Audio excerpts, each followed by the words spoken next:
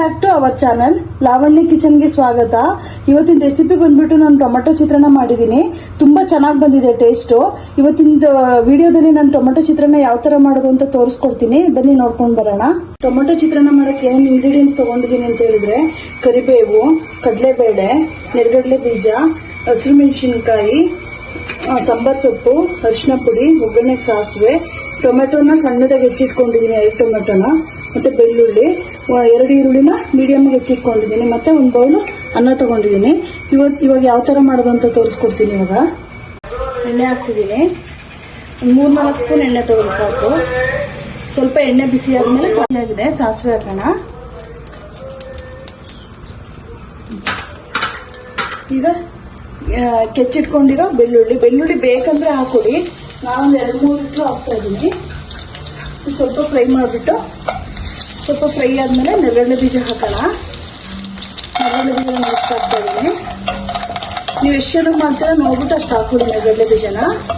ಸ್ವಲ್ಪ ಫ್ರೈ ಆಗಲಿ. ಕಡಲೆಬೇಳೆ ಹಾಕೋಣ. ಕಡಲೆಬೇಳೆ ಹಾಕ್ಬಿಟ್ಟು ಸ್ವಲ್ಪ ಫ್ರೈ ಮಾಡಿ. ಇದು ಸ್ವಲ್ಪ ಫ್ರೈ ಆದಮೇಲೆ ಮೆಣಸಿನ್ಕಾಯಿ ಹಾಕೋಣ. ಹಸಿಮೆಣಸಿನ್ಕಾಯಿನ ಉದ್ದುದ್ದ ಕಟ್ ಮಾಡ್ಕೊಂಡಿದ್ದೀನಿ.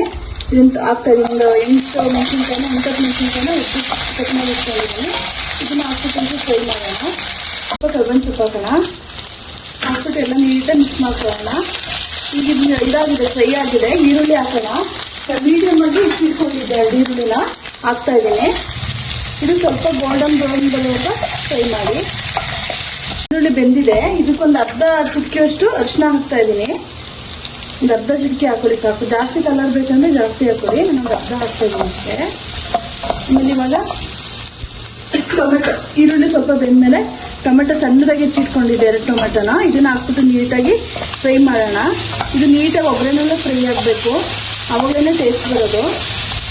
ಇವಾಗ ಸ್ವಲ್ಪ ಡೈಲಿಗೋಸ್ಕರ ಸ್ವಲ್ಪ ಸಾಲ್ಟ್ ಹಾಕಿರ್ತೀನಿ.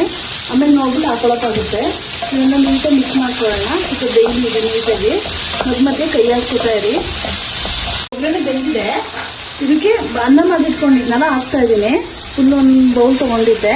ಇದು ಹಾಕ್ಬಿಟ್ಟು ನೀಟಾಗಿ ಮಿಕ್ಸ್ ಮಾಡ್ಕೊಳ್ಳೋಣ. ಇವಾಗ ನಿಮಗೆ ಎಷ್ಟು ಬೇಕು ನೋಡ್ಬಿಟ್ಟು ಐಟಮ್ಗಳು ಹಾಕ್ಕೊಡಿ. ನನಗೆ 1 ಬೌಲ್ ಅನ್ನಕ್ಕೆ ಎಷ್ಟು ಬೇಕು ನೋಡಿ ಮಾಡ್ಕೊತಾ ಇದ್ದೀನಿ. ಸೊ ಇದಕ್ಕೆ ಸ್ವಲ್ಪ ಕೊತ್ತಂಬರಿ ಹಾಕೋಣ.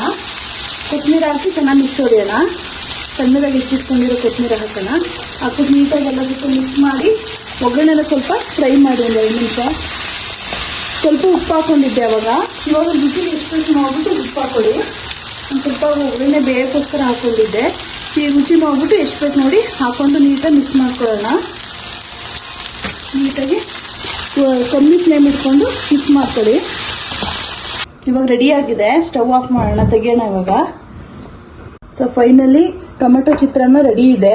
ಸೊ ಒಂದೇ ಥರ ಲೆಮನ್ ಚಿತ್ರಾನ್ನ ಒಂದೇ ಥರ ತಿನ್ನೋದಕ್ಕಿಂತ ಈ ಥರ ಡಿಫ್ರೆಂಟಾಗಿ ಮಾಡ್ಕೊಳ್ತೀನಿ. ತುಂಬ ಚೆನ್ನಾಗಿ ಬರುತ್ತೆ ಟೇಸ್ಟು. ಇವತ್ತಿನ ವಿಡಿಯೋದಲ್ಲಿ ಟೊಮೆಟೊ ಚಿತ್ರಾನ್ನ ಯಾವ ಥರ ಮಾಡೋದು ಅಂತ ತೋರಿಸ್ಕೊಟ್ಟಿದ್ದೀನಿ. ನಿಮ್ಗೆ ಇಷ್ಟ ಆಗಿದೆ ಅಂತ ಅಂದ್ಕೊಂಡಿದ್ದೀನಿ.